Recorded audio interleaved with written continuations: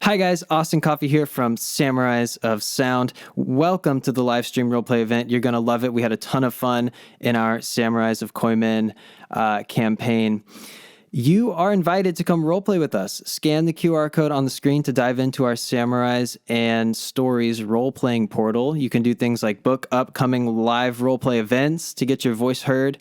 And you can, if you're a member, join an ongoing campaign.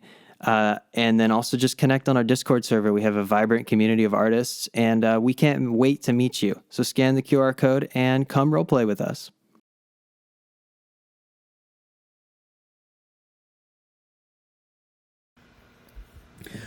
Okay, well, why don't we get started? Let me double check make sure our stream is still going strong. Okay, seems to be in order. We can look at all our chats here. Okay. Well, welcome everybody. It's a Wednesday. It's the middle of the week. We made it this far, and now we just get to blow off some steam a little bit before getting back in the swing of it. So welcome to the live roleplay number 1 from Samurais of Sound. My name is Austin Coffee. I am the production manager for Samurais of Sound and Strawberry Hill Studio, where we are, or where I am and Scarlett is currently. See some of our red balls and our guitars. And I've been working here for the last few years. My background is in classical piano, music production, music composition. And then I got my degree in audio production. So, audio engineering, mixing, mastering. I've been managing our roster of voice actors for some time, so editing voices and things like that is something I spend a lot of time doing. Minimal amount of voice acting experience myself, but I manage our roster, so I am very excited to hear y'all's talents. With that said, is there anything else I want to say? I think we're going to start off with some introductions to ourselves before we get into our characters. And then I have a brief kind of like theme song I want to do on the piano, and then we can get started with the first scene, which will begin with our character introductions pretty much. So with that said, I think I should go in some kind of order here. So, and this is going to be a problem because I just see initials for your names because we're in streamer mode. So I might have to think of something crafty to get all these names straight, because we got people's names and character names. That'll be fun. But anyway, top left corner, I don't know if it's the same for everybody. I see a gentleman with A at the beginning. Can you tell us a little bit about yourself and your voiceover journey, or your acting journey, or anything you want to share? We can set nicknames. Oh, good to know. We can set nicknames per this server. Oh, okay. Oh, I wonder if I have to give you permission to do that. I think I had seen that in the roles, that I have to give you permission. Yeah. All right. Hopefully you can hear me all right. I am not at my home setup right now. I am in the UK. It is 1:30 a.m. and I am on a laptop and a USB mic. Wow. But sorry, 1 second. I was just gonna look at those, because if we could set nicknames, it would make things a lot easier. I think I have to give you permission to do that. We can do it already as is. Someone's already done it. Oh. Okay. Yeah. Need to give us permission. Oh, okay. Okay, sorry to interrupt. Please continue. yeah.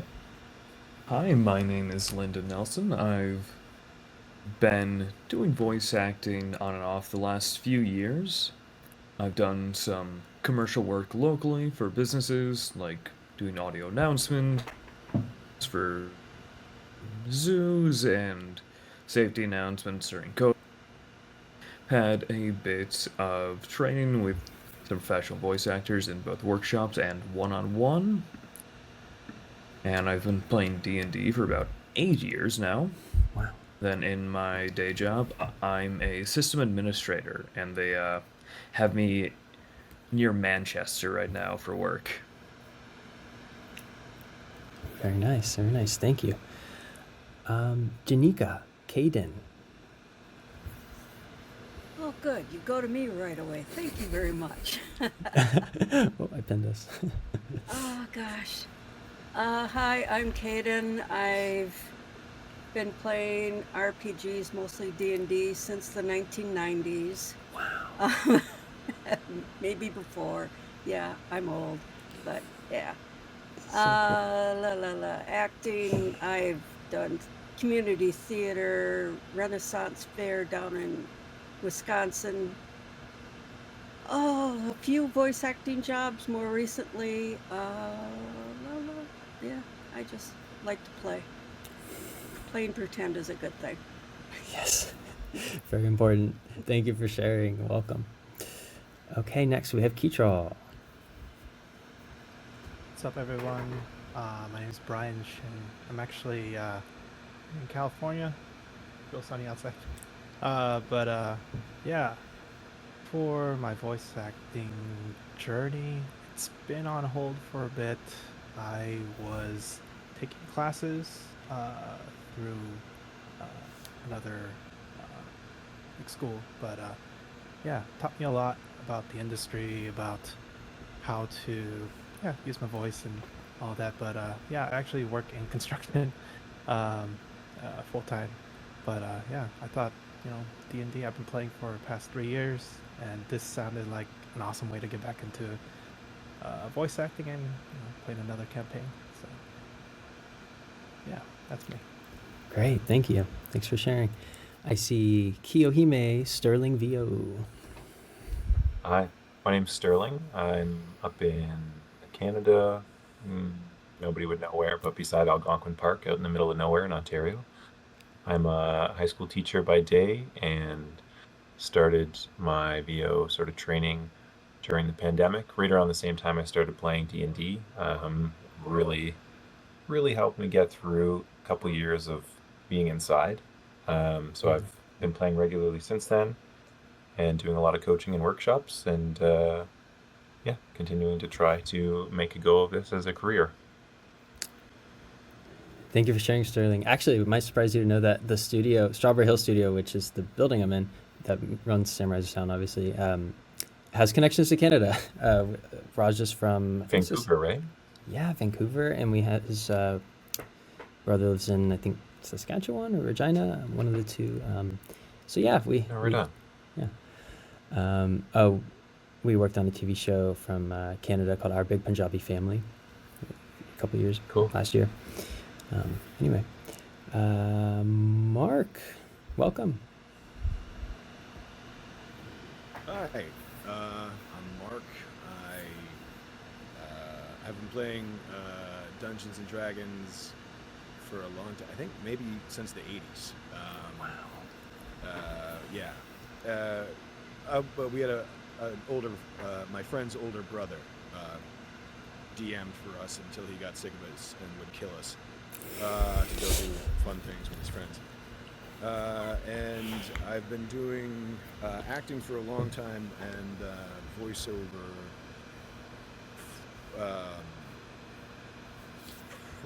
since like full time since like 2016. I do mostly commercial stuff and audiobooks. Yeah, that's about it. Wow. Thank you. Thank you for sharing. Rocky. Hello. Hopefully my mic's doing okay this time. My name is Dustin Nelson. I'm actually up in Washington State. I've been doing VO stuff for the past 7 or so years now. Before the pandemic, I was going to be an intern at one studio, but when the pandemic hit, everything shut down. So I decided to do a bunch of stuff online. Right now I'm doing improv, one-on-ones, workshops, everything I can possibly do. D&D wise, I've been playing since before the pandemic started, so roughly about 5 years now. Not too long, but long enough to know a few things. Great. Rin, Lizzie.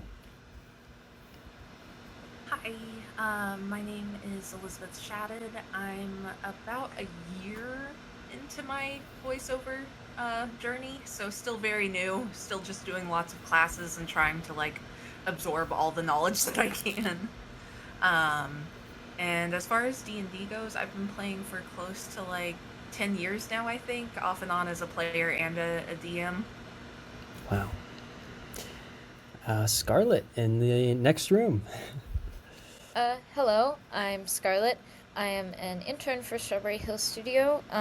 I'm recently like working on social media platforms, other like marketing sort of stuff, and thus I won't be really like playing the actual D&D game, but I will be watching, and I'm so excited to see all of the fun voice acting that is going to occur and cheering everyone on.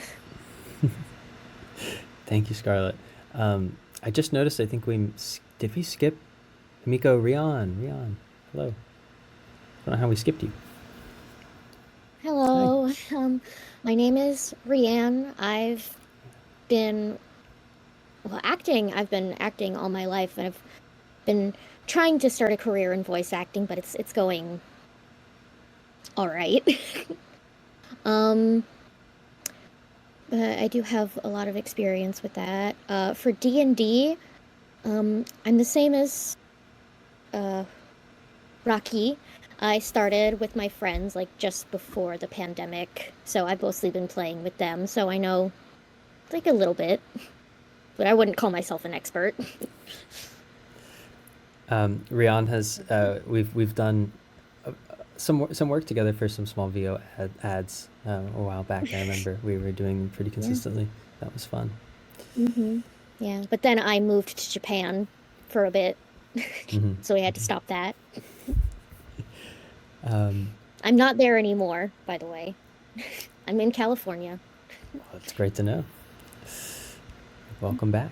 Okay, I see T. Not sure how to change nicknames. Mine seemed to have set itself automatically, so maybe someone else could provide some insight. Oh, is the next one Tosata? Yeah, I guess that must be me. So sorry, I haven't changed the nickname, but again, my real name's Eddie. I've been trying to get into voiceover for about a few years now, taking classes, acting, voice acting, improv for a few years. Start auditioning, so still very new to this right now.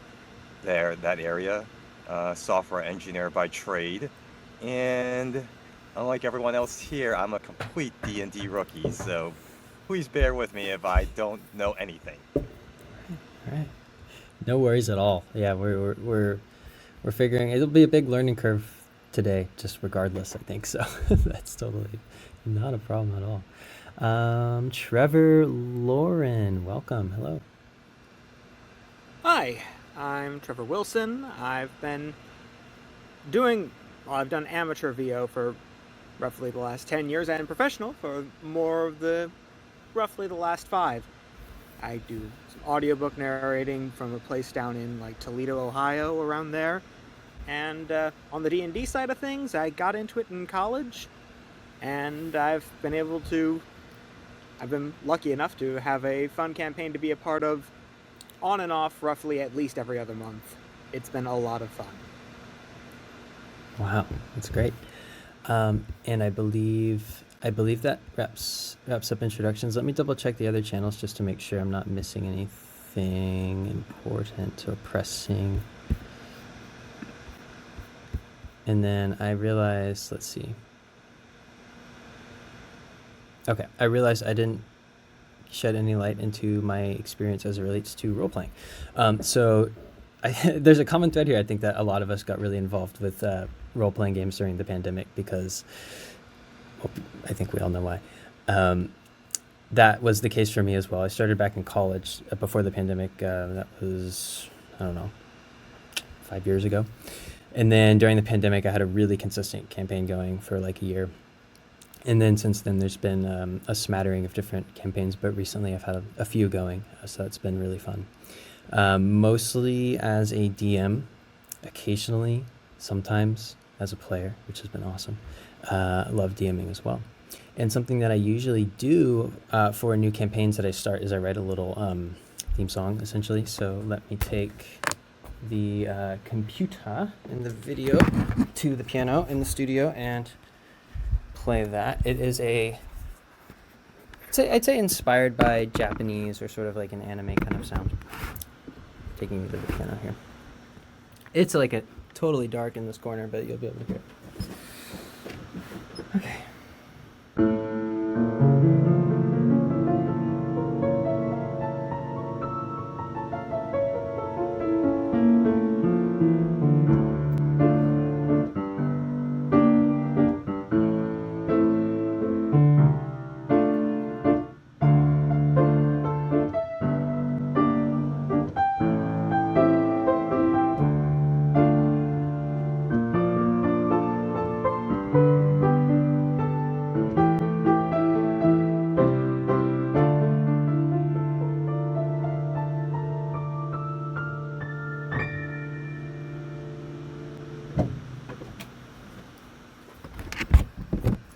Welcome to Samurais and Stories. Okay, let me get you situated back here. And then pull up my notes. Okay, so just a little bit of background on the world of the campaign setting for those, hopefully mostly for those who are tuning in. Welcome to Koikuni, the land of voices, where the voice of every samurai has the power to shape the world.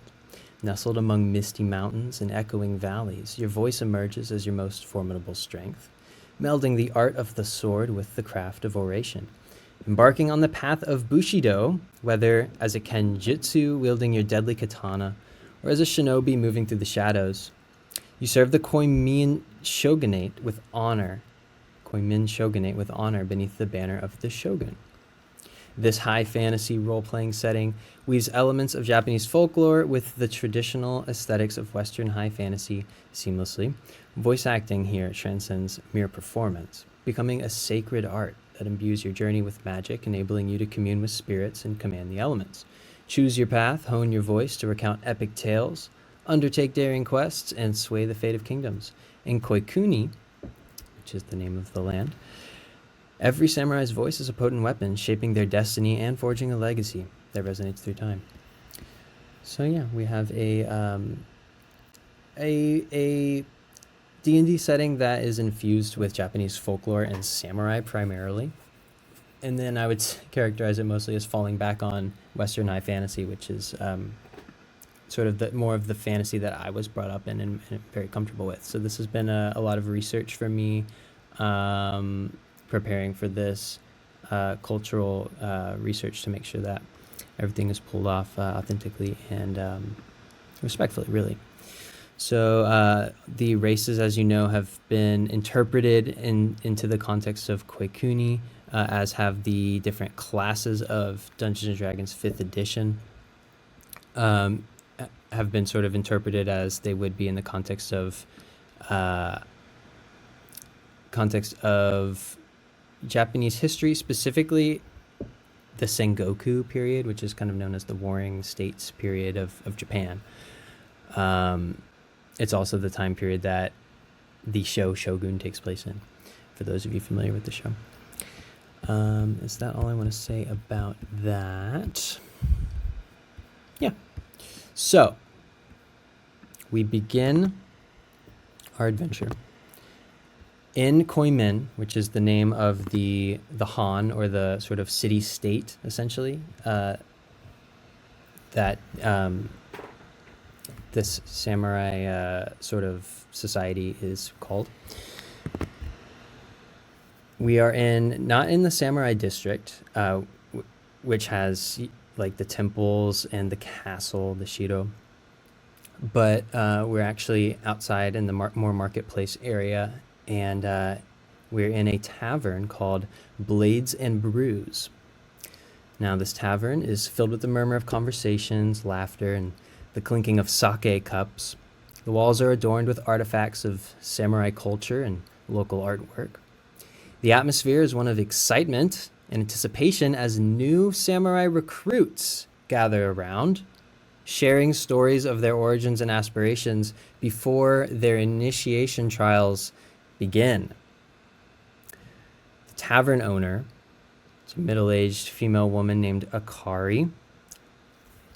She's takes a break from polishing her glass and walks over to a table in the middle of the tavern where the new samurai recruits are gathered. And she says,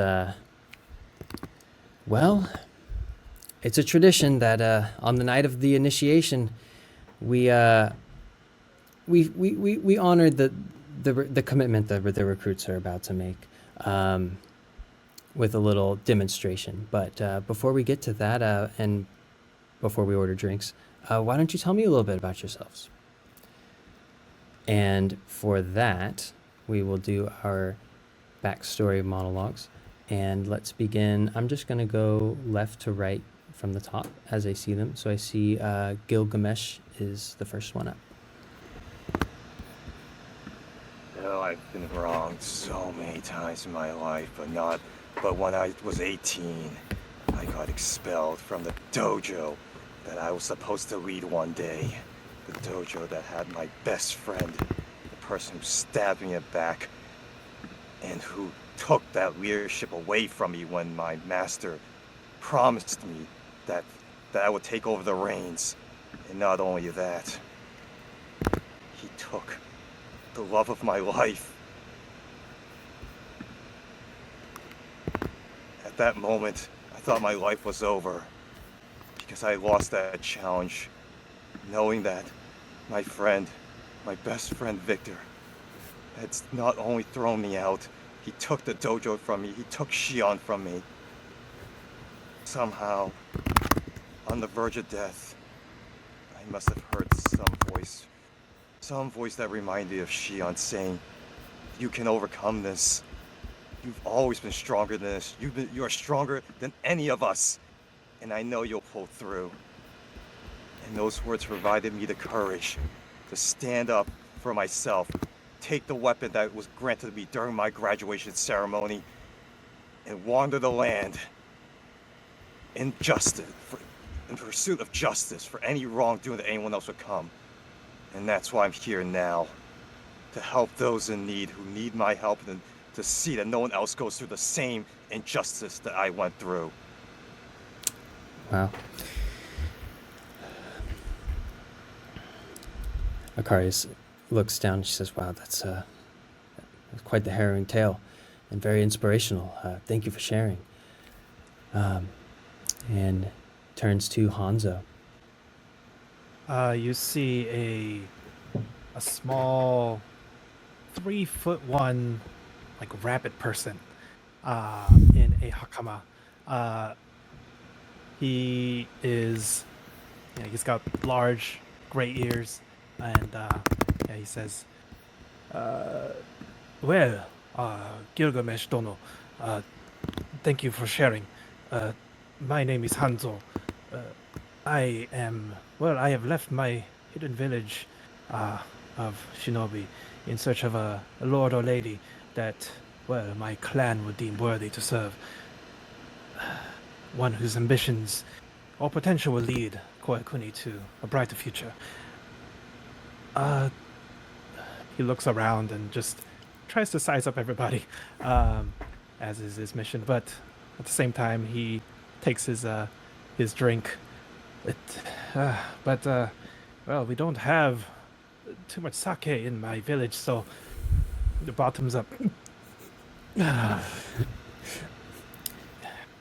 Careful, little rabbit, that sake is very strong. Oh. We're not used to serving rabbits of such, honor but short stature. Welcome. Thank you very much. And turns to Himiko. Himiko, I was raised as an orphan in Temple District. I do not know my parents. I was raised by the other shrine maiden. I was sent here by the others in order to protect our shrine, for there may be dangers that only we are capable of exercising. And she bows. Akari looks at Yumiko. Thank you for doing what you can to keep our temples safe. We don't visit them quite enough. I work long hours here at Blades and Brews, but I'll make sure to pay them a visit and pay my respects. You are always welcome with open arms. Thank you.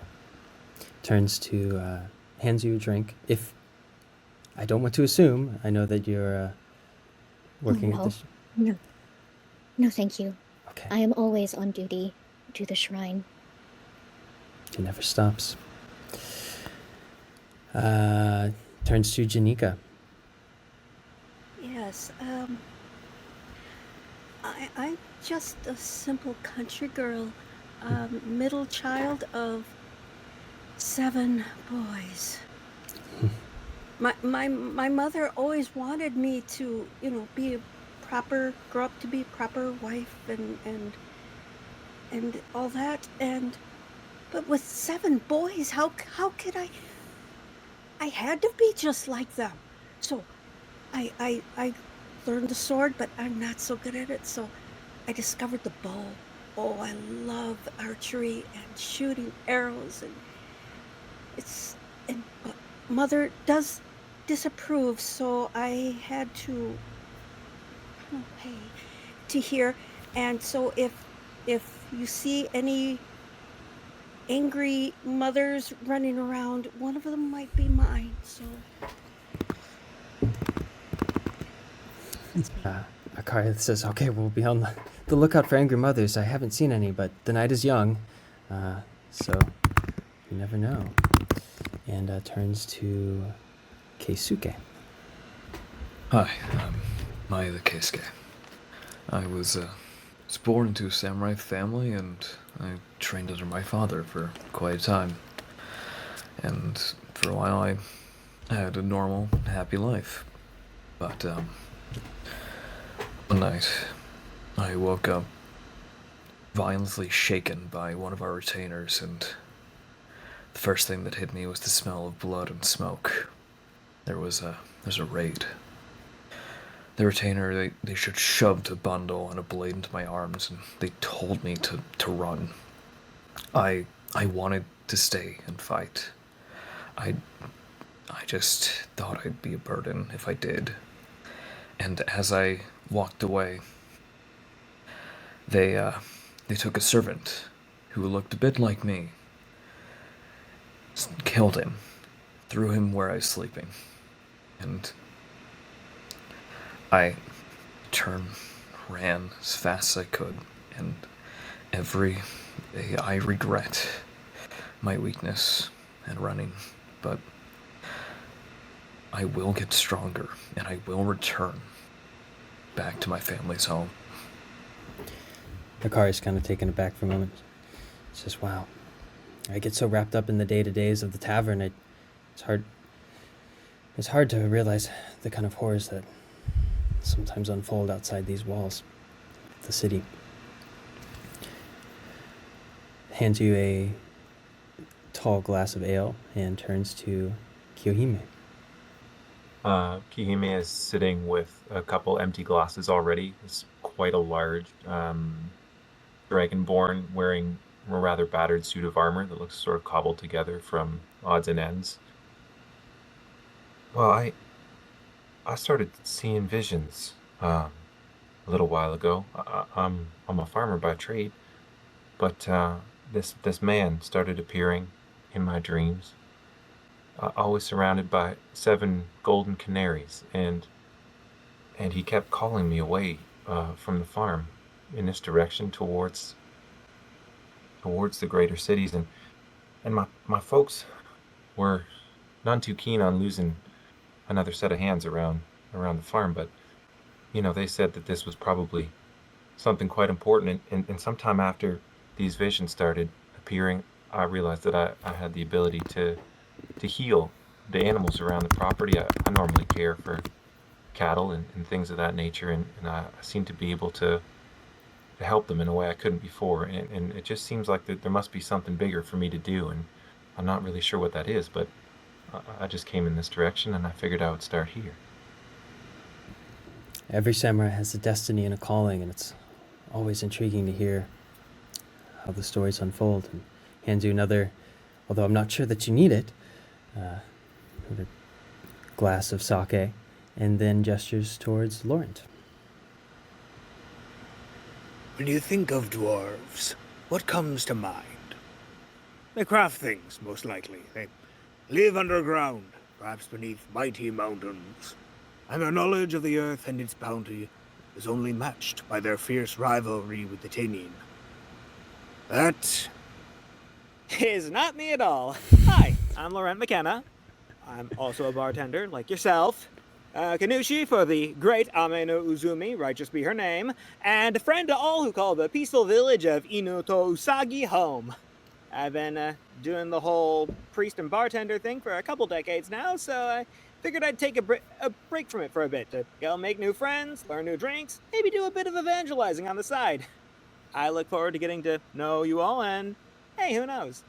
Maybe at some point you'll stop by and become a regular at my place, just like I might be one here. Welcome to Blades and Bruce. He kind of stands up a little straighter. Might I ask, what is the name of your fine establishment? Ah, that one would be Friend for Life. Friend for Life. Well, I hope that can be us. And who knows, maybe we could, I could get some of my regulars over at your place and vice versa, and we could stir up some business.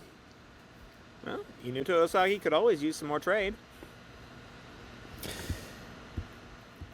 Gestures towards, kind of makes you like one of her fancier, disappears for a moment, fetches some fancier, more obscure sake, and comes back and ceremoniously places it on the table. On this one. And gestures towards Gowan. This very large, gray-skinned Goliath wearing muted earth tones is regarding the vivacious dwarf, and a slow smile spreads across his face, and he says, "The mountains are the bones of the earth. I am of the mountains. Storms may rage upon the mountain's face. Rough winds may buffet its peaks. To the mountain, it matters not. Storms do not rage for the mountain's sake. Winds do not blow to break it. They do these things because it is their nature. And when the storm is past and the wind has died, the mountain remains. Earth and stone, flesh and bone. I am the mountain and its emissary." And then he continues sipping from the sake cup that I imagine looks even smaller than normal in his large hands. You can hear the wind kind of pick up outside the tavern, whoosh, kind of rattles the, lanterns and whatnot. Kari kind of looks up and, it's very stirring.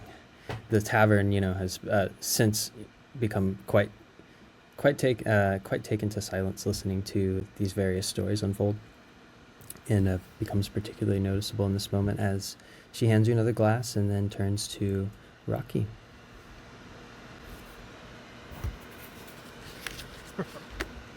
Oh, I was volunteered to a shrine at a young age. I was never really good with book learning or things of that ilk. But when I was volunteered to the shrine, I thought I could become a priest. But, again, books aren't really my thing. The shrine itself, though, however, was really... The sensei there, Sensei Roichi, also was a practitioner of Aikido and hand-to-hand combat. So I switched my focus onto that. Unfortunately, he was also a very slimy man, and I came back one day and the shrine had been packed up. The only thing left was a note saying, "Thank you." So I've just kind of been wandering to and from, hoping to find another shrine to apply myself to. But for now, this is good. He picks up the cup and takes a sip. Wow, thank you, Rocky. Turns to Ren and gestures. Hi, I'm Rin, the youngest daughter of a mighty samurai. I'm finally old enough to embark on my ancestral coming-of-age journey, so I've left my home to kind of find my own way. Being the daughter of a samurai, I kind of feel like the samurai way is so that's why I'm here. But yeah, it could be a while before I go back home. I'm just here to learn about everyone, the world. You'll certainly get a lot of on-the-job experience where you're headed. That is, if you survive to pass the initiation. Now, with that, I'd like to continue a time-honored tradition that we have here at Blades and Brews. And she starts looking like she's going to launch into some long-winded speech when the door bursts open, the front door of the tavern, and a woman charges in, stomping, shouting, "Janika, where are you?" I duck down behind our Goliath friend and try to be really, really, really small. Make a stealth check. Oh gosh. You're gonna make me try to remember how to roll on here.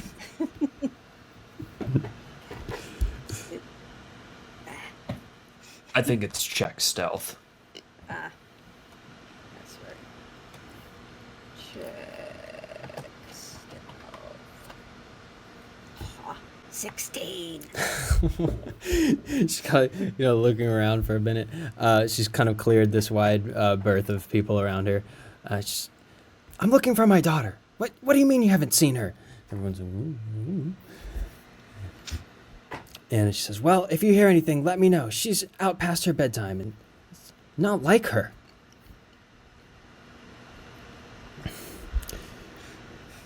She turns and leaves the tavern. Akira, I was like, well, as I was saying, we have a tradition at Blades and Brews where you may have noticed some of the adornments on the wall.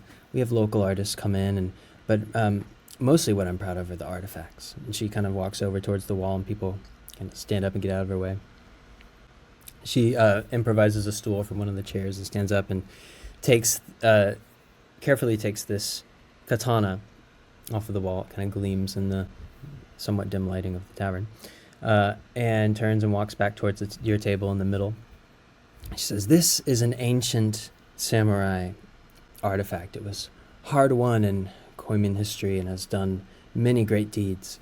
It's a tradition for samurai recruits every year on this very night that you display some of your prowess as a warrior for the people, sort of give the people a taste of what they can expect from the next generation of samurai recruits.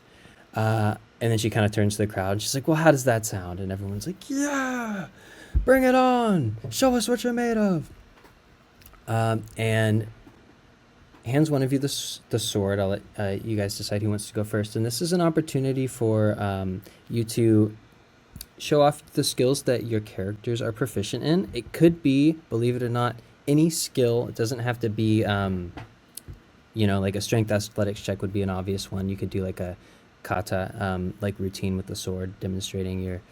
But you could also do like a quick draw. There's this sort of culture in Japanese martial arts of the art of the quick draw. It would be like a dexterity, sleight of hand. But even other skills, if you're more of like a spell based, you could do like, if you have a high charisma, obviously you could do an intimidation check. I think charisma is easier to explain. Wisdom could be used if you want to like notice possibly some little details on the sword that could give you clues as to how to use it best, or even its history. Intelligence could be used similarly, maybe to find hidden mechanisms and understand maybe there's something in the sword, or even to recount a tale. You can make up the tale if you succeed.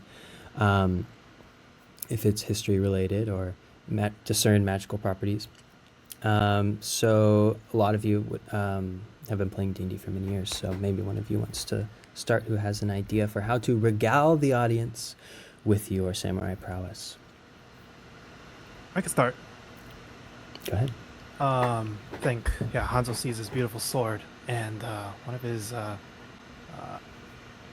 specialties is in his large ears. So I put expertise into perception. I want to see if I can hear the voice of this sword, and see what I can get. I don't know if that's too out of left field, but Yeah, absolutely. In the land of Koikuni, it's said that every object, be it a stone or even castles or mountains, even the intangibles like the wind, have a voice, right? A voice spirit, and we can tap into this magic and listen to any who are keen and patient enough. As you sort of position your rabbit ears, make a wisdom perception check.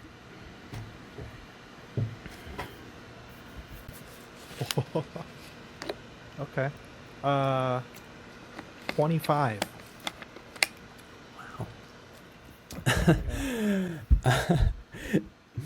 So immediately, as Akari hands you the sword, and you're holding it in your paws, your ears pick up, almost as if from distance, but yet, somehow close, the echoes of a bird song. And you realize that there are multiple birds. You realize that these birds sound awfully like some canaries that you heard back home. Not only that, but from the frequency of the different chirps, you can tell that there are 7 of them. Yeah, I think he, as he hears that, he puts the sword back down and goes, "Oh, an amazing piece of weaponry here. I heard the songs of 7 canaries coming from this sword." I think he addresses was it Akari? And Yes. I was asked, like, what manner of being made such an amazing thing? I could feel it, as if I was back home.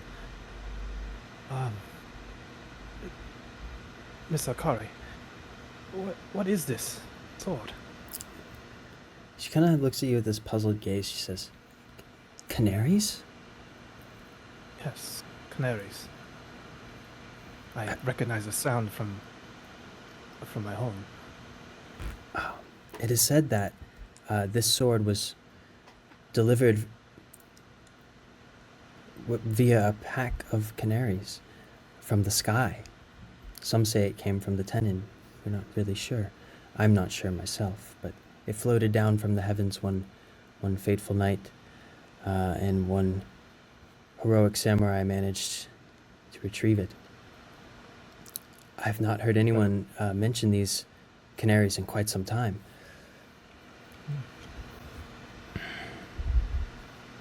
Oh, whoever brought this sword must have been, well, possibly a little bit cheerful. The canaries are not only used for, well, not only are their songs beautiful, but used for people who are, well, at least from what I've heard, need to dive deep down into mines and for safety. They must have been very cautious as well.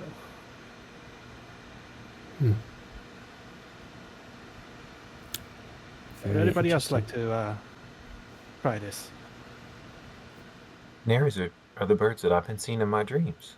Can I hold that? He hands the sword over to Killian.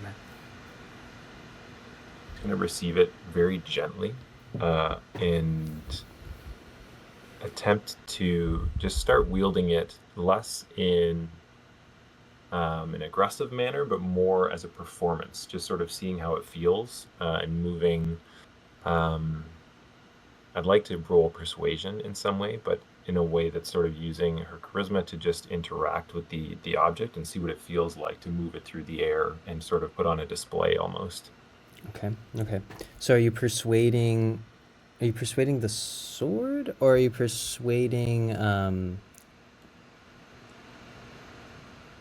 perhaps, let's say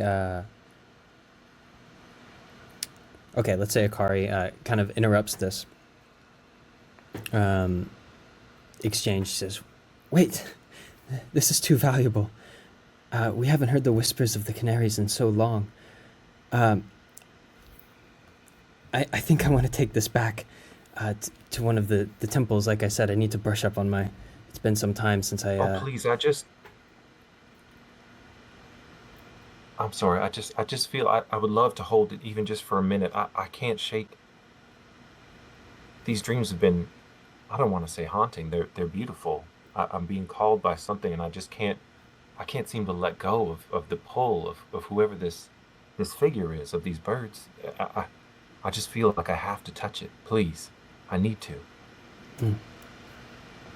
Wow. I believe you, she says. And hands over the sword. No check required. Io just wants to hold it, and not aloud, but she's recalling that since these dreams have started to happen, not only has she been able to heal other beings, but she occasionally gets the sense of presences that are unfamiliar to her. Sometimes floating high above in the sky, off in the distance, just this sort of sense that there are some sort of otherworldly beings nearby, passing, and just wants to hold the sword and see if she can feel any of those feelings. It's not per se her strongest thing, but maybe to do a perception check using the sword and sort of her divine sense to just tune into otherworldly beings in the area. Okay. 13.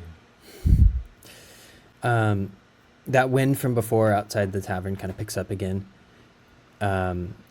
prompting Go on to recall his stirring speech, and you rise a bit.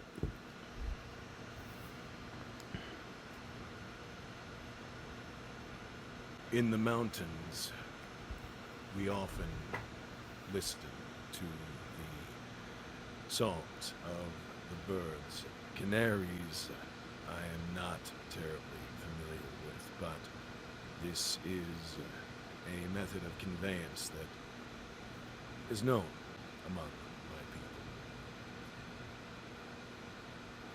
people. And are there any birds in the brews and blades and brews? Sure, yeah. There's a bird that they keep in a bird cage that's sort of floating around in the corner, or at least was when you entered, but is now kind of just like sitting on its perch, like eyeing you guys very intently. It's a smallish bird. It's not a canary. It's like a small little black bird. I'll look over at it and I will say, small little black bird, join us. And I'll hold my finger out like a perch. And make an animal handling check. You got it.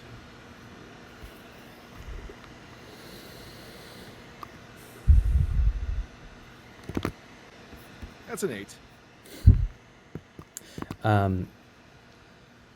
One of the people who's sitting in the corner closest to the birdcage kind of like reaches over and unlatches the cage. Akari kind of just taken aback for a moment. She relaxes when she sees how interested the crowd is. She says, well, then close the front door. Someone closes the front door on the other end. And the bird doesn't move. And Akari's taken aback by this. She's like, God, that thing is always rattling around making noise. I wonder why it's what it's so prefixed with. I wonder if it's probably related to the sword, but it's very strange. Kind of eyes. It could be. mm, This is not a bird that I'm familiar with either. Your lowland birds are strange to me. If I'm honest, I'm not crazy about them so far. I'm not either, to be honest. I wish we had gotten rid of that thing years ago. But if this is a sign that it's finally settling down, who knows? Maybe we'll keep it. And I will give the bird another dirty look and motion for more sake. It is forthcoming. Does anyone have any striking feelings about the bird or the sword? Is it possible to make an insight check on the bird? Absolutely. Usually reserved for people, but sure, yeah. Yeah. Let's see. 12. Okay. You get a sense that the bird is normally, in truth, very frenetic, and you notice that on the way in. But something about this this evocation of the sword's energy has like really calmed it, and it was considering, flying out of the cage, which would have been a very rare occurrence, but was just feeling a little bit not shy, but just a little tranquil. And now the crowd is starting to kind of, murmur again, and Akari turns around. She's like, "All right, well, let's give him a show. Who's got something perhaps more combat oriented that we can use to really shake him up?"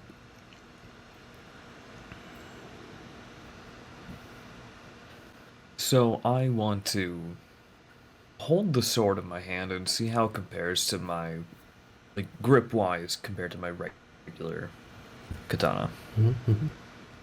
It's Okay. a family sword, but nothing special. Okay. As you receive the sword, who was holding it? Okay. Do you, any remarks as you hand this one? Yeah. Oh, please. No. Here. Thank you. As you take Yeah, the so I'm sword, just gonna. go ahead. Yeah, I just want to hold them both at the same time and switch hands with them real quick and just see. It feels remarkably well balanced. Your family sword is a pride and joy among your lineage, but this is of very superior craftsmanship, and it's not a stretch of the imagination to, as incredible as it sounds, that it came from the sky. It feels very lightweight and very balanced. Okay. Do I see anything in the tavern that be a good target to try to cut, or anything that is there any like thing that's anyone's holding that they could throw and that I could cut out of the air? Sure, yeah. There's several bottles with very long necks that you could potentially slice. There's barrels lining the walls. There's small objects that can be thrown. Yeah. The glasses. Okay. So, I want to line up just a handful of the bottles, Mhm. and I'm going to try to get a straight strike through as many as I can. Just one clean sweep. Okay. Yep. Okay. All right. Let's. Did you have a skill in mind for that? As a fighter, I'm going to hit it. You can make a strength athletics check. I don't think that's gonna be any better than just a regular attack for me. I'll just go for a longsword. Or yeah, make a longsword attack, sure. Yeah, I'll do that. Do two-handed with proper form here. If it lets me.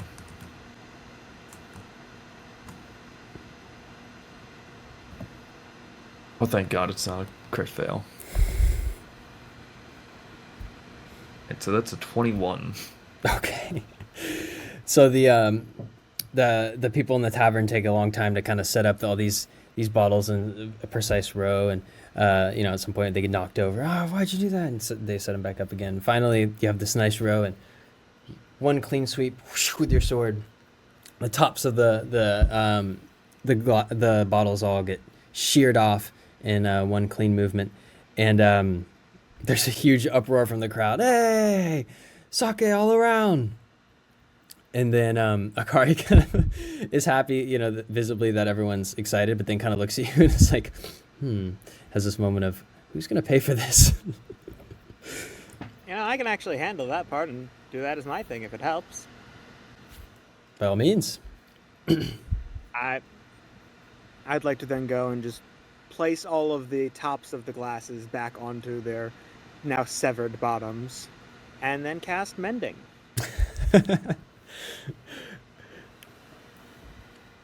Is there anything else you need to do for that spell? No, not to my knowledge. Let me double check. Nope, it's instantaneous. I just have to do the verbal and somatic parts, so I just gotta say, and like that. Oh, come on. There we go. Huh. Okay, so I can't put the commands inside the voice chat. Oh, yeah, that's a bummer. Good to know. Just a note about Avrai. It's a new tool for me as well, so it's okay if it takes a while, and it's also okay if you just decide, hey, I don't want to do this. Like, I have a lot of experience playing D&D. I know how my character works. Maybe I just want to. I have dice I like, or I want to roll my own dice. It's okay to use it. It's okay not to use it. I just wanted to provide it as another option for people. So if you're comfortable with it, by all means, please use it, and you're free to kind of decide that yourself. That said. I guess we could just cast it in the Learn Avray channel for now. I just tested it out in general. Mm-hmm. Mending doesn't have any actual, notable. It's mostly just it fixes broken things. It's not gonna. Okay, it's so not gonna have a lot of numbers. What do you think? What do you think your magic would look like as these bottles kind of come back together by themselves? Paint us a picture. As I wave my hand over each one, the light of the dawn shines inside of the glass for a brief moment, as the perfect seamless cut pulls back together, and each glass is restored. To some moans from the crowd. And then Akari's like, it looks at you and is like, that must come in handy in your line of work. I wish I could do that. Yeah. Let me tell you, I'm really glad it doesn't cost any spell slots, or closing time would be a nightmare. Let's see. We've got not everyone yet, I think. Gilgamesh and Rocky and Ren still. A few more of us.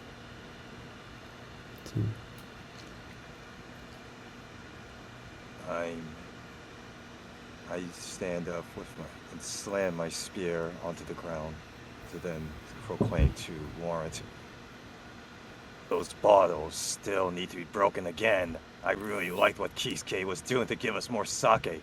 We need more. So Gilgamesh, I tried to reach out to Kisuke to give me that sword again. And then if Kisuke can give me the sword, Kisuke, let me see that sword for just a second. Sword. Yeah. Oh. And I take the sword from Kisuke and proclaim, I am a master with this sword anyway. More free drinks for all! And I slash the drinks once again. Make an attack roll.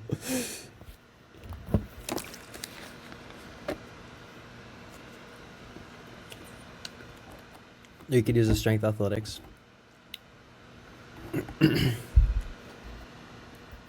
I guess if we're using if you normally use a spear, we'll call this like a long sword, so maybe it's like a plus, I don't know, +2 long swords.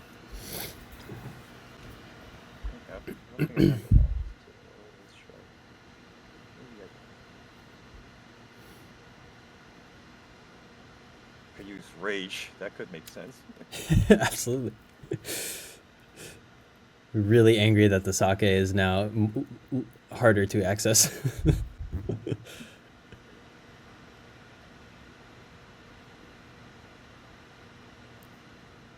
Okay, you get about halfway through the line of bottles that are on the bench and get some clean cuts, and then the rest of them just kind of, clank onto the ground, and there's some scuffling as people kind of like reach for the bottles. And Akai, this prompts her, it's Akari, kind of swatting at some of the people. Hey, get out of the way! Stop that! And that leaves just a few more of us. Would Ren or Himiko have any reactions to this situation?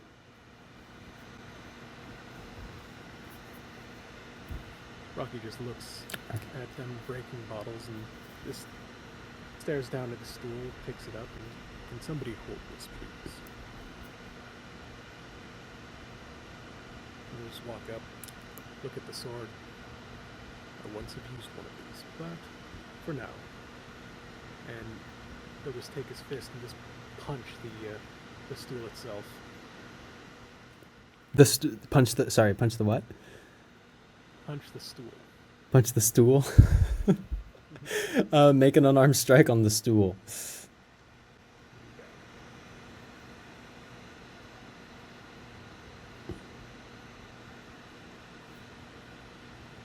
That'd be a 9 to hit. The stool shatters to pieces, and with the clinking as a result of the wood hitting the ground causes the crowd to kind of stop their scuffling and look up, and some of them kind of laugh. Some of them are like, "Wow, that was a nice punch. Look at the knuckles on that guy," kind of thing. And Akari eyes you with disdain. I pull out some coin and just set it on the counter. Sorry. She slips the coin into her apron and bows at you. May I see the sword now? I don't know who had it. I think Gilgamesh had it. Could be wrong. I get the sword from Gilgamesh and I start looking at it, seeing if there's any like religious symbols or anything that I might have studied about.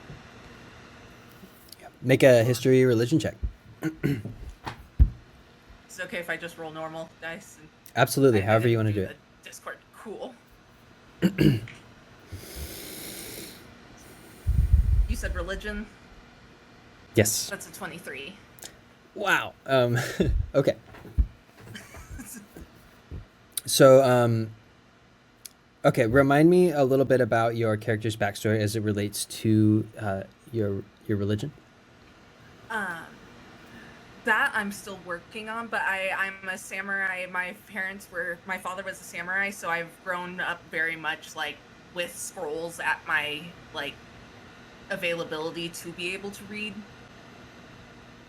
Okay. Okay, so you'd have some knowledge from the samurai are often it's like a class of nobility, so they definitely have resources and are connections to the scrolls of the temples. And as you are examining this sword, the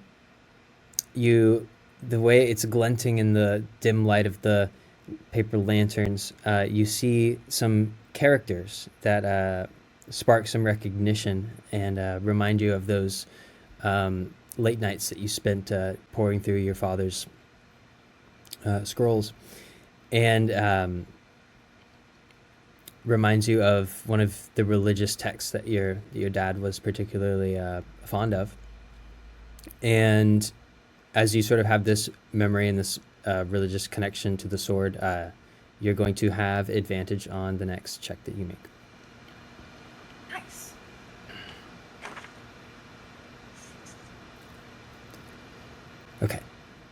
Has everyone made their presentation? I don't want to miss anybody. Himiko!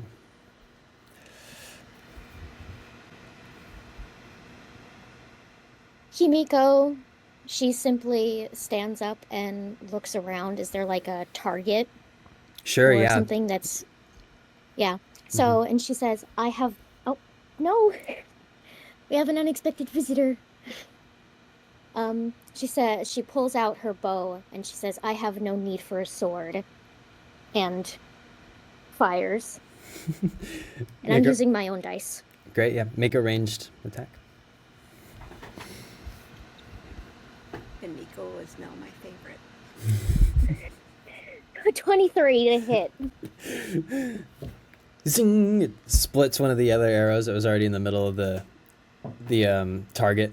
A car whirls around. She's like, I thought I told you guys to take this thing out of the tavern. There's plenty of room around the back. And there's some, murmurs from some of the guys who leaned up against their own bows. But they kind of look at you and they're like, wow. And the arrows kind of stops. And the tavern goes silent for a minute and then, go ahead. And Himiko, she just simply bows and takes another seat. Applause from the tavern. Wow, did you see that? That was amazing. And Akari sort of, always taken aback by the thunderous applause, gives you a little bit of extra sake. She turns to the crowd and she says, well, was this everything that you were waiting for? And everyone says, yes, that was amazing. She says, well, we have lots to be excited about this new generation of recruits, and I think this evening has proven that. And as she does so, a figure, the door opens, the front door of the tavern opens, and a figure steps in, looming rather large. He comes up to the table in the center. He says, by the looks of it, I'd say you must be the new recruits. He has a strong build and a katana strapped around his waist. And he says, my name is Hiroki Fujimoto. I am the daimyo of Komin. It's nice to meet you all. The tavern immediately goes silent. Many of them, of course, recognize him because the daimyo is responsible for, a large part of the governance in Koimin. He's second only to the shogun in Koimin, who's perhaps a little bit distant and is this old kind of grizzled figure that not many people have had interactions with per se. The daimyo is the one who handles the day-to-day governances in this campaign setting. And he says, well, I was listening a little bit from outside, and from what I understand, you guys have caused quite the stir in this tavern. I see some promise, and I was hoping that we'd be ready to begin the initiation. If I may, before we head off to the initiation thing, can I help clean up this whole mess that everyone's caused? I really don't think that it'd be fun to have to clean it up without a little bit of magic. Akari grins at you thankfully. She says, if it's no trouble, I mean, and we can spare the time. She kind of, is deferent to the daimyo. He says, all right, but make it quick. And I just quickly just touch pretty much every broken thing as quickly as I can, casting mending each time, and that way we can leave without having too much of a debt of destruction in our wake. Akari bows to you, thankfully. About halfway through the magical comings together of the bar, the daimyo whirls around and just starts walking out. Hey guys, Austin Coffee here again from Samurais of Sound. Hope you're enjoying this livestream roleplay event as much as we did. Just a invitation to all, come roleplay with us, scan the QR code on the screen, and you'll dive into our Samurais and Sound role-playing portal. You can do things like book upcoming events and join our ongoing campaigns for members. So we can't wait to meet you. Join the Discord server. See you there.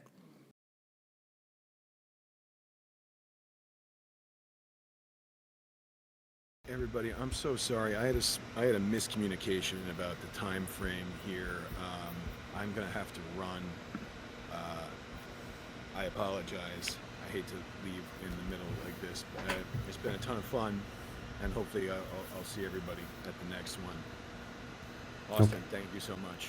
Okay, yeah. Thank you, Mark. Appreciate it. Okay. Let's see. So the daimyo ushers you through the town. Like I said, you were sort of in this bustling market district that has settled down a little bit in the time that you've been in the tavern. It's the late afternoon, like the sun is setting essentially. And it's becoming dark, and by the time you get to the castle, which is in the samurai district in the middle of the city, not the castle, sorry, the dojo. It's fairly dim, and it's an impressive edifice of a dojo. It is the main dojo of Koimin, and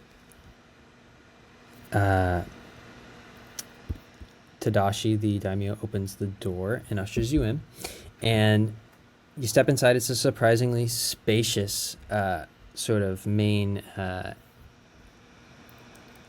hall. There's like a balcony that rings around the top, and he says, all right, the initiation traditionally is based around the key virtues of Bushido, the way of the warrior. Bushido has 6 virtues. They are respect, justice, mercy, authenticity, courage, and loyalty. Each one of these virtues will be tested tonight as we learn what we're really made of. We will begin with respect. And he begins ushering you towards the back of the dojo. Through this back door, you gained quite a bit of elevation as you were walking through the city, so you're pretty high up. And as he opens the door, you can see sort of that you're high above on this perched area. You can see the lanterns lighting the the living space below of the city. And it's a tranquil garden filled with cherry blossoms and a small flowing stream. The area is subtly scented with jasmine, and a gentle sound of a bamboo water fountain is providing a calming backdrop. There are many tatami mats laid under this delicately carved wooden pavilion. It's surrounded by these meticulously arranged stones and lanterns that are illuminating the space. And there is a man sitting on the other end of the tatami mats with this sort of short table in front of him. He's sitting in a wheelchair. He says, "Good evening. I am Sosuke. Many call me the Tranquil River."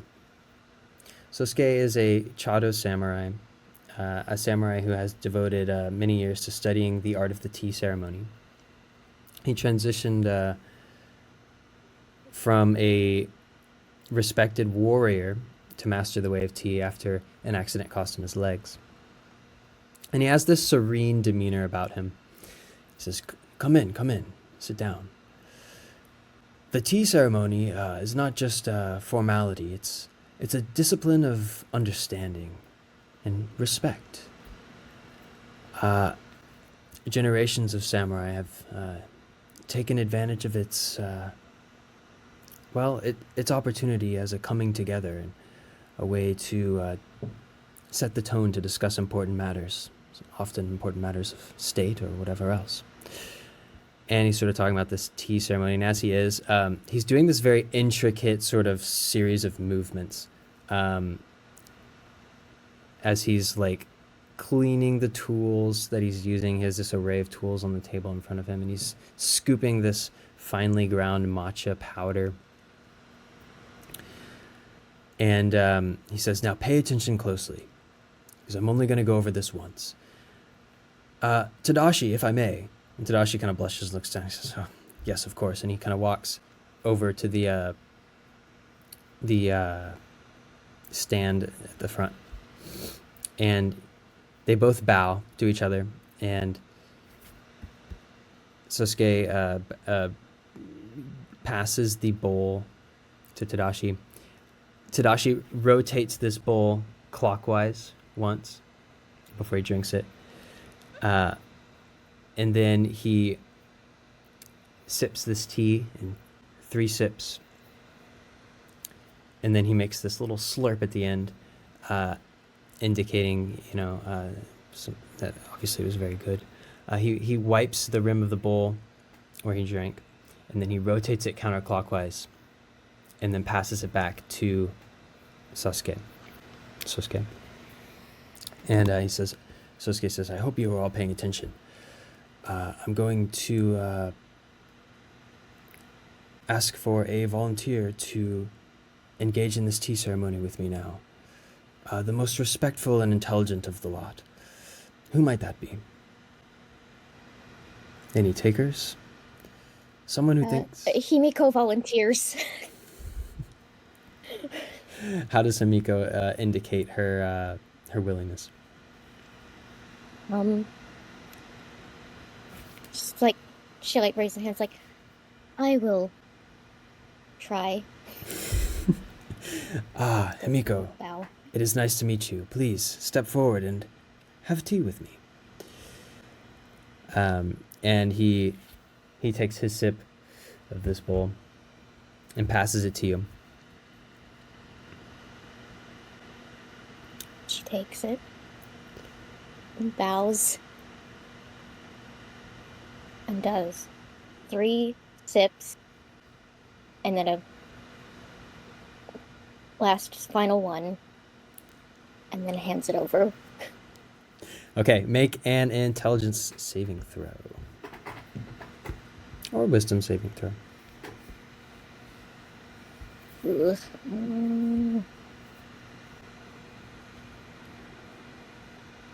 I believe that would be 11. As you're making your last slurp, it occurs to you that you remember the daimyo had this audible kind of like slurping noise that was a bit exaggerated, and at the last second you play that up, and Sosuke says, well, that was very impressive and respectful, but you forgot to turn the bowl counterclockwise once I passed it to you. Oh. Can you just say that I did that? He says, we cannot take back what has been done. Remember that. And says, would anyone else like to try? Yes. You over there, what is your name? I'm Keisuke, and I would like to give it an attempt. Himiko, the bowl, please. Kind of bows. Passes it. Bows. Passes it. He takes the bowl and rotates it, and Yes. bowing, handing it over to Keisuke. I bow and I accept the bowl. I rotate it clockwise once. I take 3 sips. I slurp. Look up, rotate counterclockwise. Bow and pass it back. Okay, make an intelligence or wisdom save, whichever's higher. Oh god, they're both bad. Both bad.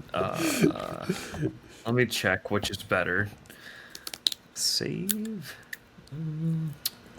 Wisdom is a +1. That's a big 12. Big 12. you're sort of halfway handing it back to Sosuke, and you realize that the rim of the bowl has this like residue on it, left over from when you were drinking it. But it's too late, and he takes it. He says, "You show some promise, but I think next time let's leave the ceremony to those who have more refined taste. You forgot to wipe the bowl, see?" And he takes his robe and kind of wipes it off for you. I'm sure you are a powerful warrior, and I look forward to seeing what becomes of you and the other recruits. That is all for now, and thank you very much for enjoying tea with me. And the daimyo says, thank you, Sosuke, and kind of bows to him. Ushers you out of this area. He says, the next tenet, the next key virtue of Bushido is justice. Ushers you into a somewhat solemn council room inside the dojo. It has these aged wood panels and historic scrolls lining the walls. Each is detailing some exploit and wisdom of some past samurai. The room is lit by soft lighting and is casting these kinds of gentle patterns on the floor. It's somewhat formal of a setting. There's this raised platform where two parties of people are actually, when you walk in, there's one man standing on this platform. And the daimyo motions towards a woman who is sitting cross-legged on the ground in front of the man who's standing on the platform. He says, "Initiates, I'd like you to meet Judge Kiyomi, known to some as the Equitable Blade." And this woman, she stands and bows, and some of you might know, because her reputation is renowned, she's esteemed for her sharp intellect and balanced judgment. She often holds trials for criminals in Koikuni. She has a calm and firm demeanor, and she attempts to ensure fairness and objectivity in every case she presides over. She speaks in a clear and authoritative voice with these keen and perceptive eyes, and she looks at you and says, "Ah, welcome, welcome. We were just about to begin a trial, and I could use the insight of your collective judgment. Please, have a seat next to me and let us hear what this man has to say." Sort of beckons towards the chair, not the chairs, but there's these little mats that everyone's sitting on. And the Equitable Blade, Kiyomi, Judge Kiyomi continues. She says, "A little background on this trial. The accused," and she kind of gestures towards the man who's standing on the podium, the raised platform. He's dressed in sort of simple, like almost peasantry kind of clothes. Judge says, "The charge brought against the accused is one of theft. This man knowingly stole medicine from a doctor in the middle of the night. This medicine was very important to one of the elderly members of our great city, and without this medicine, he sadly passed away within a matter of days. He claims that it was to save his son." And then she kind of gestures into the corner where there's this young boy standing with his mother. "His son was sick." The man speaks up at this point. He says, "Sick. He was on death's door. I had no choice. I had to steal this medicine. I had to save my son. He's everything to me. Those of you who have your own, you would understand. I didn't do anything wrong.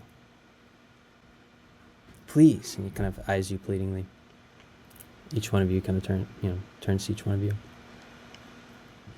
And then she says, there is another person I'd like to call to this stand. And another man steps out onto the podium. It's a bit shorter. And he has a family of his own, and he sort of gestures his wife up onto the platform with him. He says, because of this thief, my father had his medicine stolen from him. He's gone. This can't be taken back. This is serious. And then Judge Kiyomi, kind of gesturing and says, initiates, as samurai, we're not just warriors. We have been called upon to make difficult decisions on behalf of our people. Decisions that maintain order and that, well, serve and preserve our society. It is your task to decide the fate of the thief. If you would like a private space to discuss this, I would understand. How would you like to proceed? I would like to roll insight on, honestly, both of the two men who have given testimony. Okay. Who'd you like to start with? I'll start with the man who stole the medicine. Okay. Of course. That's an 11. So you were listening as he was giving his testimony. And from the way that he was speaking, you get a sense very easily that he does care about his son, that his motivations were probably firmly rooted in that, and that it was thievery was, he considers it sort of like an afterthought. That's sort of what you get from him. All right. And as for the other one, Mhm. that is a 19. 19. Okay, yeah. So the other guy who's standing off to the left, he's a bit shorter. And from the way he was speaking, you can tell that he's, his wife especially is she's sort of crying and thinking about her father-in-law being gone. It's been hard on them, but he was, perhaps the old man was very old anyway, or you might gather that from the way he was talking. It seemed like this was sort of a hastening of the inevitability in a way. And that's kind of how he's seeing it, but obviously he's playing up the tragedy of it for this occurrence. And this is sort of information that like you would be gathering yourself. So if you want to convey it, however you see fit to your. And I pass along the knowledge, what I've sort of gleaned to the rest of the party. The man who stole the medicine.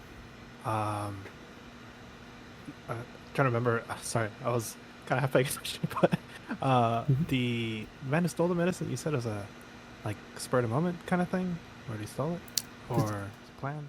It was what I said was it was in the middle of the night. It was planned for sure. Possible. You can infer that. Yes, it was All planned. Right. I think. Can I also just make? I'm gonna ask the person who was accused of or stealing the medicine.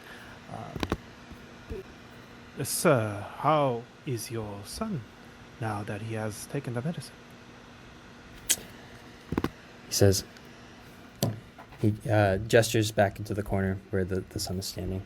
He says, well, look at him. He's doing great. He's standing strong.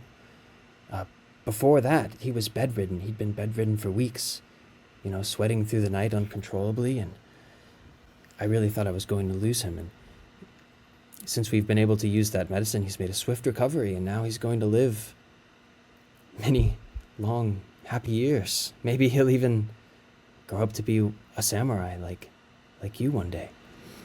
Hmm. It was good to see the boy well.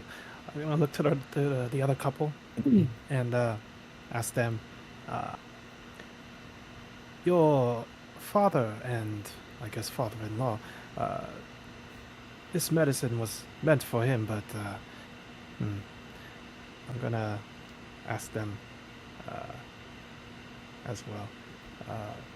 How long has your father been sick? Make a persuasion check.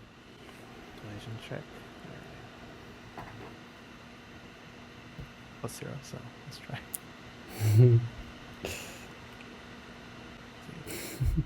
Four.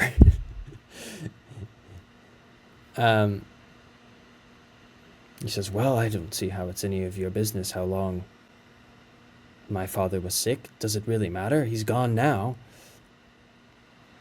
And I want to just also just with that statement, I want to insight how he felt about their father, just in that response. Well, we can glean from the previous insight check that he's saddened by the loss of his father, but it sounds like he might be playing it up maybe for his wife's sake, or but his father was the way that in the insight check he caught a gleam of dismissiveness that maybe is hinting of this sort of idea of hastening of this inevitable. He's a very old man.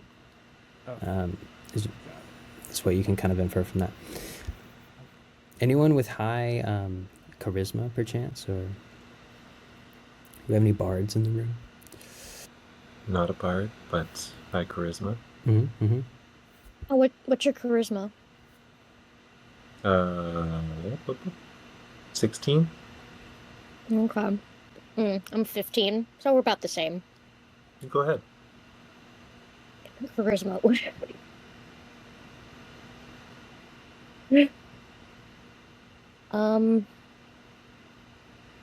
no persuasion. I guess she would ask what would she do? I guess the man who lost his father, it's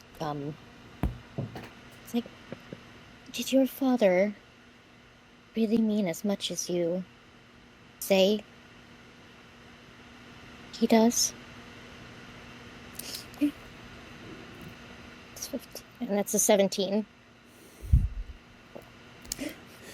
He kind of he looks at you and says, well, all right, he was an old man, but what can I say? He's my father. Sure, he was old, but does he deserve to die just because someone decided to break the law? I mean, honestly, what would you have happen? And Kiyomi kind of looks at you guys and is like, we must make a decision. I have other trials to attend to as well. If I may, even though I do not have good ability to speak in front of people, and just all of you looking at me right now is making me really nervous, but yeah, it's sad to lose a father. It's really sad, because you love him for years and years, but the child has so many years ahead of him to grow and to learn and to do great things, and who knows, maybe he'll do great things for your family when he gets older, and make your lives better, and Kiyomi says, you gotta let him live. Kiyomi says, wise words from a child. Do any among you echo this sentiment? I would ask if your father had the choice between his own life and to save the child, knowing that he himself was near death's door already, what choice do you think he would have made? The man standing on the left he just breaks down crying. He was a kind man. He was selfless. You can't bring yourself to say anything else. Himiko, she goes over to the sobbing man and says, "It's like your father will rest in peace. I will pray for him."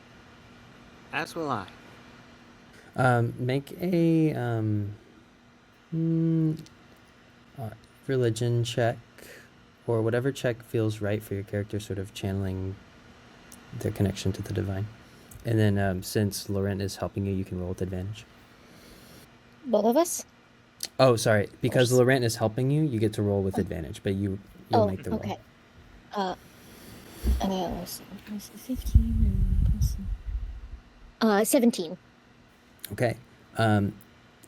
You feel this sort of glowing divine energy that's descending upon you as you say these words, and your hands begin glowing. What would you like to do with this? It's like, I guess, as my hands are glowing and the golden aura is around me, I shall say a prayer, and then at the end, like, may his soul go to the eternal Buddha. And I end the prayer. The man says, "Thank you. Thank you so much." And, kind of hugs his wife closer. Judge Kiyomi, after a period of silence, says, "You have made a difficult but wise decision. I'm especially impressed that it came from it seemed to have originated from a child who's much beyond her years." Gestures towards Chinika, and then Himiko, she kind of bows to. "You've actually done 2 trials in one. The next was also going to be presided by me, and it was over the virtue of mercy and forgiveness and healing. Obviously, these qualities are innate among you already, and I have no need to teach you them." Simply bows. The daimyo says, "Well then, I suppose we'll be off to the next trial," and nods to everyone in the room and walks out. He ushers you into a quiet, well-lit library filled with ancient texts and scrolls. Another room off of the dojo. It's the main dojo of the city, so there's quite a few extra rooms in addition to the main area. And there are these stations in this room filled with ancient texts and scrolls. There's just stations set up with calligraphy supplies. So there's like fine brushes, black ink, and high-quality parchment. Each station is isolated by these soji screens to give some privacy, allowing for personal reflection. The ambience is scholarly, with soft instrumental music coming from a man playing the lute in the corner, to aid in concentration, perhaps, and to inspire creativity. The daimyo says, "I want you all to dig deep. Think about how far you've come and who you are, and I want you to create a symbol. This could be a signature of sorts, but sit down and really take your time and create something beautiful to convey your authentic self. And for this, you could use a few strategies. You could do an insight or wisdom check. Insight into like understanding who you are, I guess. It'd be like self-insight, or wisdom of some other kind. It's open to interpretation, but you could also, if you have paper and pencil or with you, you could whip something up. But you'll make a check, and that will determine the result. So if everyone kind of wants to either talk about what their symbol looks like or how they're going about this. We don't have to get to everyone, but we're running out of time here. If anyone has inspiration. Oh, you're going to make this check with advantage. You can do a check. Yeah, wisdom. You can do wisdom insight if you have proficiency in that. You said with advantage? Yes. So it's only on the first.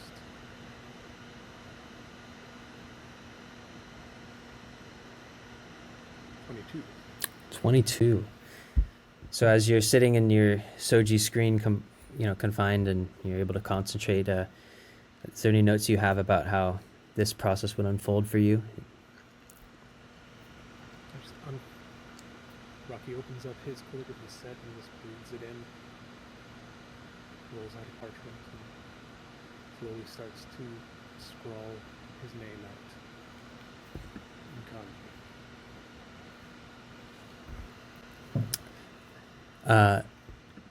The daimyo is kind of walking behind each of you, and kind of stops when he sees what you've done, and he's Rocky, a beautiful name. It's almost like I'm hearing it for the first time. And he says, that is a true act of calligraphy. And this is going to function for you as a, what was the check? 22? 22 for insight. That's going to function as a second level spell scroll for you of your choice. And, gosh, we're releasing on time here. Let me consider this for a second, how I want to proceed. Yeah, let's talk about this. Okay, so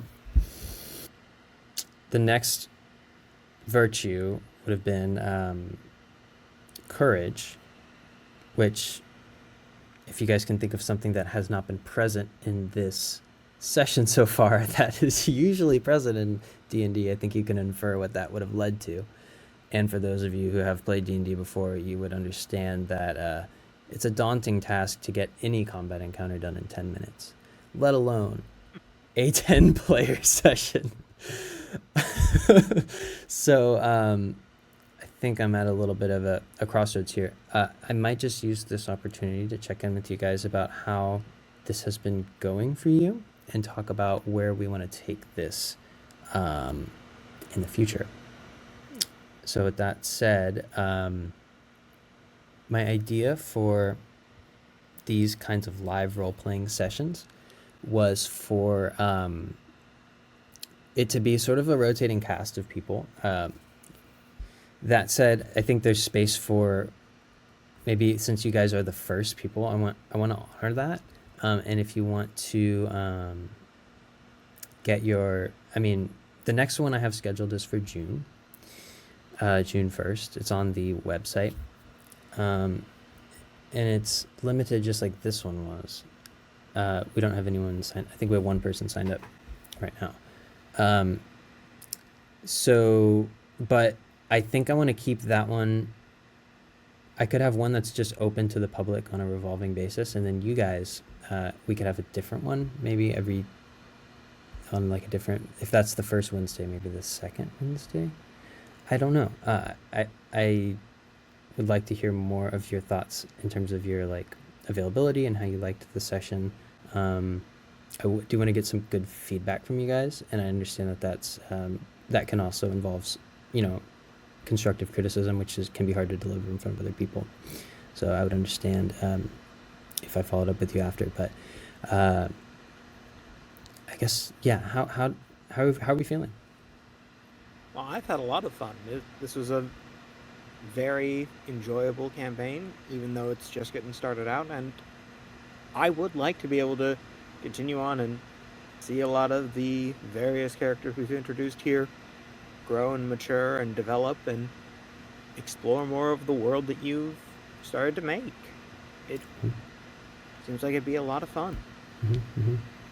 I think that with the various things that we had to do, the insight and physical, and try to think of what our characters would do, this is a great way to introduce people to D&D and role-playing as well.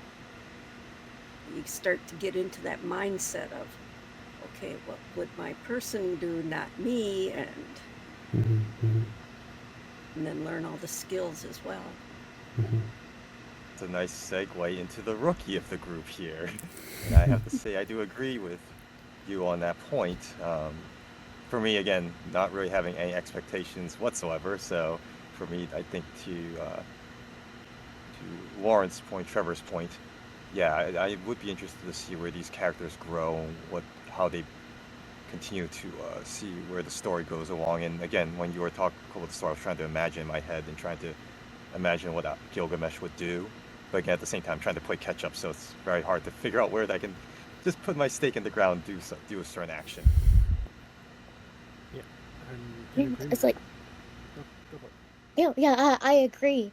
I'm very much interested in everyone's characters, and I think it would be lovely to try and continue this campaign and see how how all of our characters interact with each other, because unfortunately this was a introduction. We couldn't quite have that character to character interaction, and I would love to see how each of our characters get along with each other, like friendships, enemies, lovers. Frenemies? Rivals, perhaps. Yes.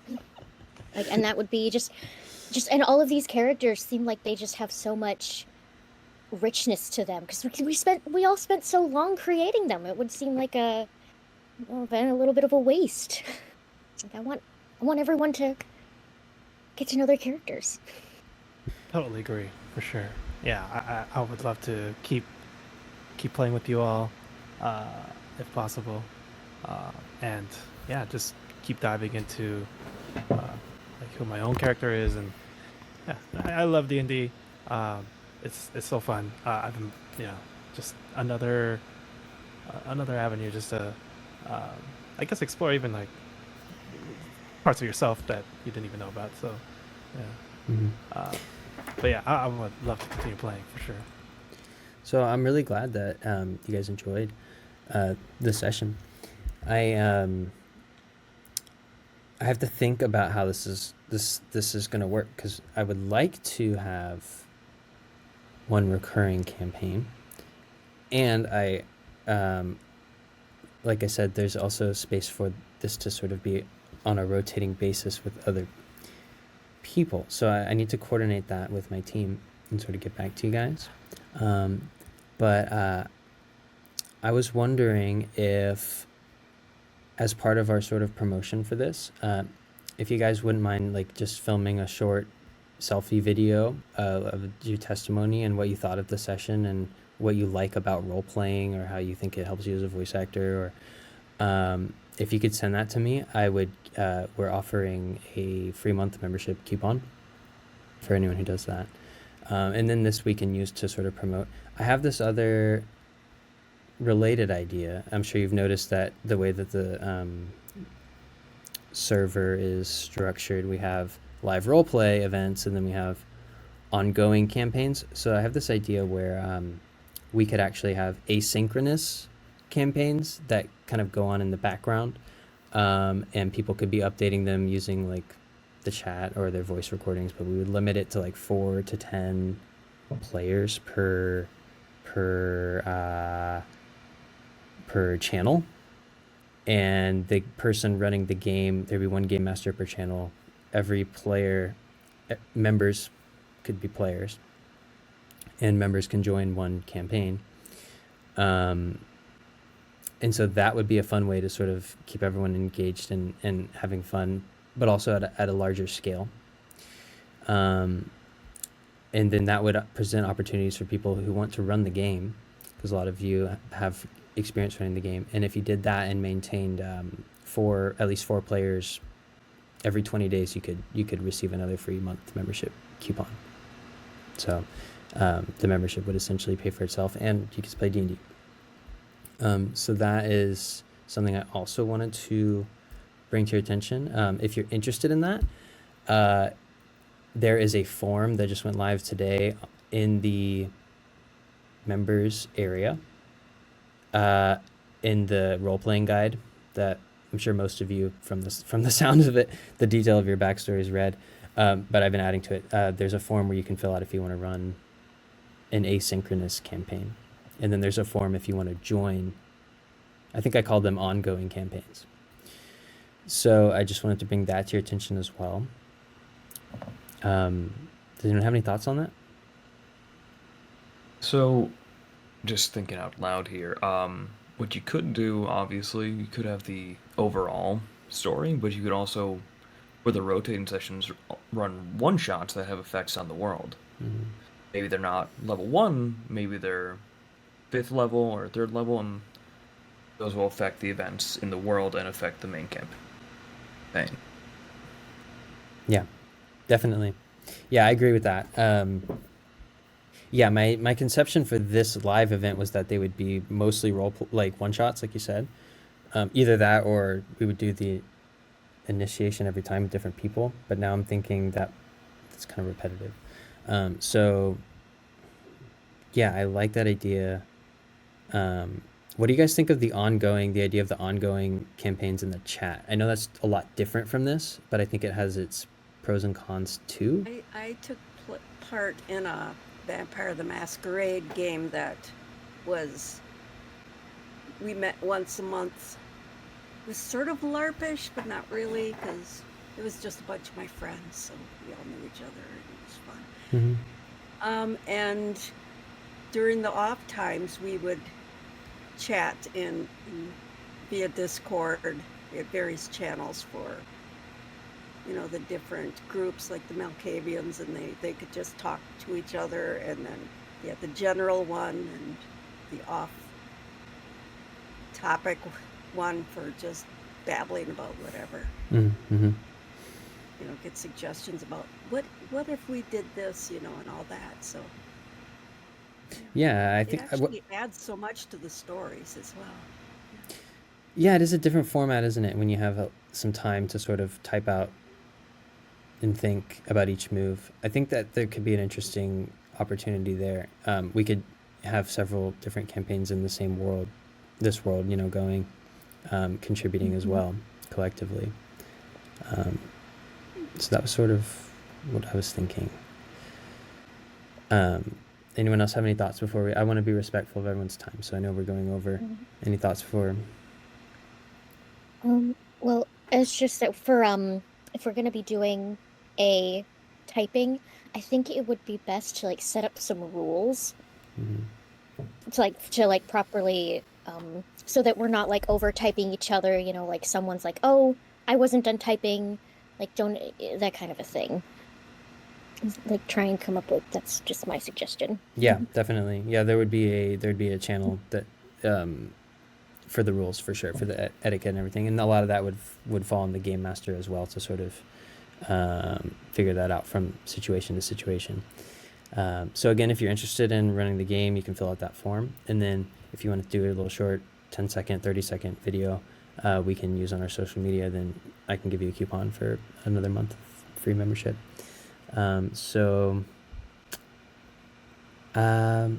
I think that about covers all I wanted to say, and I just wanted to really thank you guys for being the first here. I will talk with my team about how we're going to coordinate this, because I would like to honor this, that you guys all were the first and we had a really good time. And I will get back to you with more details about how we can do that.